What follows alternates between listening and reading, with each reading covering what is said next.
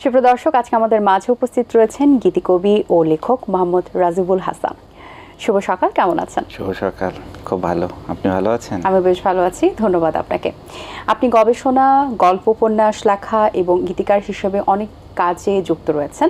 একটু জানতে চাই, সম্প্রতি কি কি কাজ নিয়ে আপনি ব্যস্ততার মধ্যে আছেন? এখন মূলত গান নিয়ে কাজ বেশি হচ্ছে, যেহেতু বর্ষা আসছে সামনে। বর্ষায় খুব চমৎকার একটি বর্ষার গান আসবে, শ্রদ্ধেয় ডক্টর প্রিয়াঙ্কা গোপের কণ্ঠে এবং সোনালী রায়ের সুরে। এটার কাজ মোটামুটি অনেকটুকুই এগিয়েছে, আশা করি বর্ষায় রিলিজ হবে। কিছুদিন আগেও একটি ভাটিয়ালি গান রিলিজ হয়েছে শ্রদ্ধেয় বিমানচন্দ্র বিশ্বাসের কণ্ঠে। আর গবেষণার কথা যদি বলি, সেই ক্ষেত্রে কাজী নজরুল ইসলামকে নিয়ে আমার কাজ, আমার জগৎটাই কাজী নজরুল ইসলামকে নিয়ে মূলত। সেইখানে আমি বিদ্রোহী কবিতা নিয়ে বহুদিন থেকেই কাজ করবার চেষ্টা করছি। গবেষণা ঠিক আমি করতে পারবো কিনা কাজী নজরুল ইসলামকে নিয়ে, কারণ হচ্ছে এত বড় মাপের একজন দার্শনিক। আমি জাস্ট অনুসন্ধান করতে চেষ্টা করছি বিদ্রোহী কবিতা।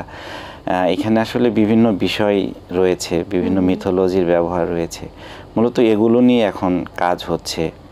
আর এখানে সবচেয়ে অবাক করবার মতো একটি বিষয় যেটি আমার কাছে মনে হয়েছে, এখানে 143 বার আমি সর্বনামটি ব্যবহার করেছেন তিনি, এবং এক একটি লাইনে এই আমির অর্থটা এক এক রকমভাবে তিনি উপস্থাপন করেছেন। এই অনুসন্ধান থেকে আর কি কি উপলব্ধি করতে পেরেছেন?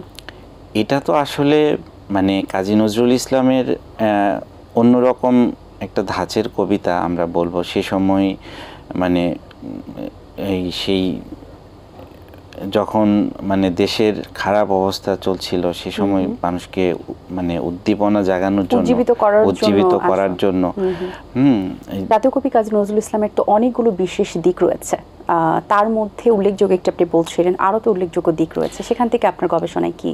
সেখান থেকে গবেষণা না, মূলত সাম্যবাদী নিয়ে এখন আমি কাজ করছি। সাম্যবাদীর যেই মানে কবিতাগুলো রয়েছে, সেই কবিতাগুলো একটা অনুবাদ আমি সম্পূর্ণ করেছি, আরেকটি অনুবাদের কাজ শেষের দিকে। আমার ইচ্ছা আছে এটা পুরোটা ইংলিশে আমি অনুবাদ করব। আচ্ছা, খুব ভালো। যেহেতু আপনি গান নিয়েও কাজ করছেন, সো একটু জানতে চাই এখন দর্শকদের গানের প্রতি আগ্রহটা কোন দিকে? আসলে দর্শকরা, শ্রোতারা স্পেশালি কোন ধরনের গান শুনতে বেশি পছন্দ করেন? এইটা আসলে খুব বলা মুশকিল, কারণ সব ধরনের গানই শ্রোতারা গ্রহণ করছে, এবং মানে শ্রোতারও কিছু ধরন রয়েছে। যেমন ক্লাসিক্যাল মানে টাইপের যে গানগুলো, সেই গানগুলো মানে এক ধরনের শ্রোতারা খুব ভালোভাবে নিচ্ছেন এবং মানে শুনছেনও, এবং আমিও চেষ্টা করি এই ধরনের গানগুলোই লিখবার জন্য। কারণ আমার গানগুলো যারা গাইছেন, আমাদের দেশের প্রথিতযশা যারা রয়েছেন, যেমন শ্রদ্ধেয় ডক্টর প্রিয়াঙ্কা গোপ বা বিজন মিস্ত্রি, মাহমুদুল হাসান, এরা কিন্তু মূলত মানে ক্লাসিক্যাল বেজ শিল্পী। তারা গাইলেও মূলত এই ধরনের গানগুলোই করেন। এবং সোনালী রায় যিনি সুর করছেন, উনিও ওই ক্লাসিক্যাল বেজ মানে সুরই করছেন প্রকৃত রাগের উপরে, এবং আমার মনে হয় যে এটাতে বেশ ভালোই সাড়া পাচ্ছি। তো এই কাজগুলো যদি আমরা এই শুদ্ধ সংস্কৃতি এবং শুদ্ধ সঙ্গীত এবং শুদ্ধ সুর নিয়ে এগিয়ে আসে, প্রত্যেকেই এগিয়ে আসার চেষ্টা করে, আমার মনে হয় যে এটাকেও সুন্দরভাবে শ্রোতাদের কাছে মানে পৌঁছে দেওয়া সম্ভব। আপনি বই প্রকাশের চিন্তা ভাবনা করছেন, সেখানে আসলে কবির কোন দিকগুলো আপনি তুলে ধরতে চান, বা আসলে বিশেষত্ব কি থাকবে? পাশাপাশি পাঠকদের কাছে আপনি কিভাবে আপনার বইটি উপস্থাপন করতে চান? বিদ্রোহী কবিতা নিয়ে আমার যেটি, বিদ্রোহী কবিতার মানে প্রতিকৃতির নিয়েই মূলত বইটি, এবং বিদ্রোহী কবিতার সমস্ত কিছুই সেই বইটিতে থাকবে। বিদ্রোহী কবিতার ছন্দ থেকে শুরু করে শব্দের প্রয়োগ এবং যে ঐতিহ্য, শিল্প এবং মানে সাহিত্য, মানে এভরিথিং, সব কিছু ওর ভিতরে থাকবে। আচ্ছা, আরও একটা বিষয় কি, অনেক তথ্য কালেক্ট করতে গিয়ে তো অনেক পরিশ্রমেরও একটা বিষয় আছে, অনেক কিছুর সংগ্রহের বিষয় আছে। সাম্যবাদী কাব্য নিয়ে, গ্রন্থ নিয়ে আপনি কাজ করছেন, সো এই কাজটা করতে গেলে তো একটা পরিশ্রমের বিষয়, সত্য উপত্যকা সব কিছু আসলে কালেক্ট করা, তথ্য, সাময়িক বিষয়গুলো, সেগুলো কিভাবে করছেন? এটা আসলে আমি এখন তো আপাতত অনুবাদ নিয়ে কাজ করছি, মানে ট্রান্সলেট করছি। ট্রান্সলেট করতে গেলে মূলত আসলে ভাবার্থ করতে হয়, মানে সরাসরি তো আর মানে ওই কাব্যিক মানে কবিতা থেকে তো সরাসরি ইংলিশে ট্রান্সলেট করলে তো আর ওইটা মানে অনুবাদ হয় না, অর্থবহ হয় না। মানে সেটা বুঝে সেটা থেকে মানে বিভিন্ন ডিকশনারির হেল্প নিতে হচ্ছে আমাকে, বিশেষ করে অক্সফোর্ড, ক্যামব্রিজ এই ডিকশনারিগুলোর হেল্প নিচ্ছি। এই হেল্প নিয়ে আমি অনুবাদগুলো মানে চালিয়ে যেতে চেষ্টা করছি। আর অন্য যেই তথ্য সংগ্রহ করার ব্যাপারে যে সহায়ক বইগুলো রয়েছে, এবং আসলে ওনার প্রত্যেকটা রচনায় এবং প্রত্যেকটা কবিতায় আমি যেটা মনে করি যে উনি সব কিছু বলে দিয়েছেন। যদি আমরা একটু গভীরভাবে চিন্তা করি বা একটু গভীরভাবে ভাবি, তাহলে কিন্তু আমরা সেই জিনিসগুলো তার সৃষ্টিকর্মের ভিতর থেকেই আমরা খুঁজে পাই। আচ্ছা, বই লেখালেখির বাইরে আরও অনেক কাজের সাথে যুক্ত আছেন, সো সেই কাজগুলো কেমন চলছে?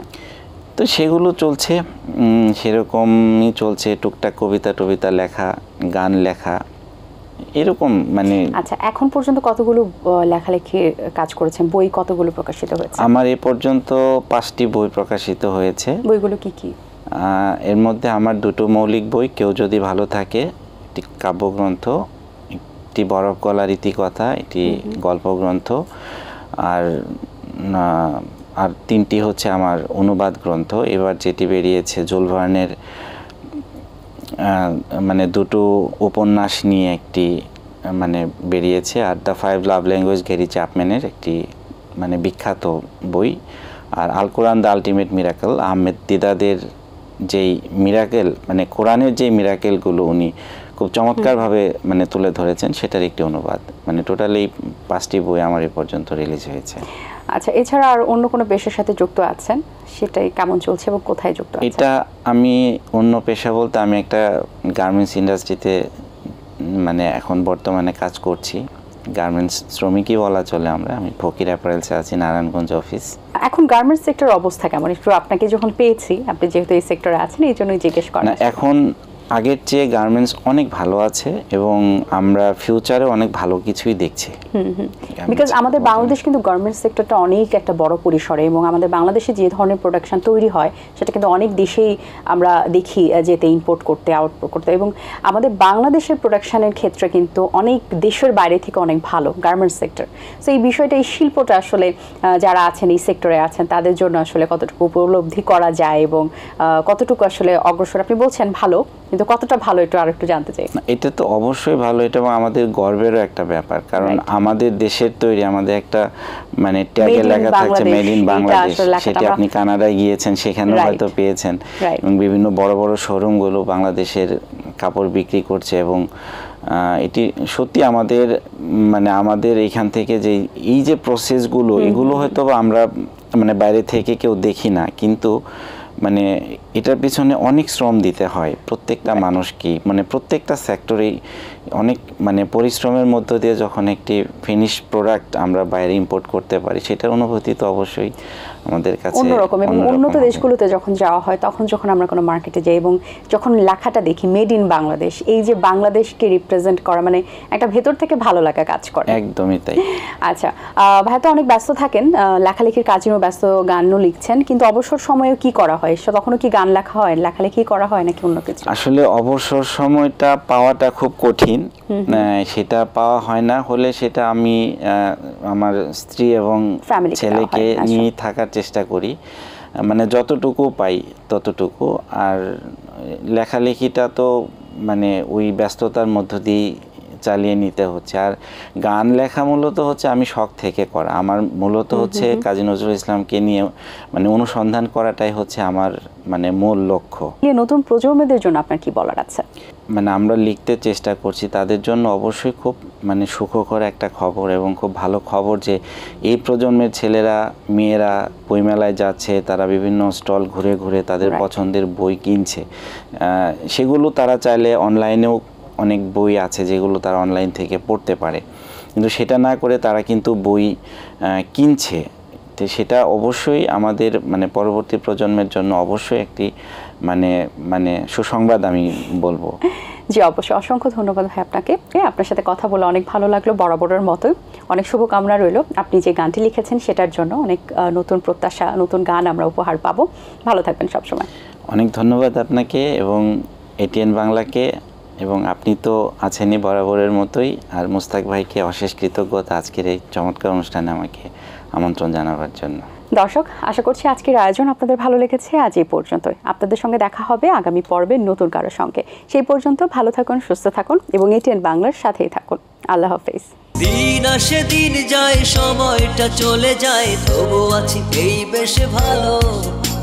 জীবনটা রঙময়, যেভাবেই হওয়া চাই, নয় কবু সাদা কালো। এই আশাতে স্বপ্ন ভাসে, সুখ হাসে চোখে মুখে, চায়ের চুমুকে।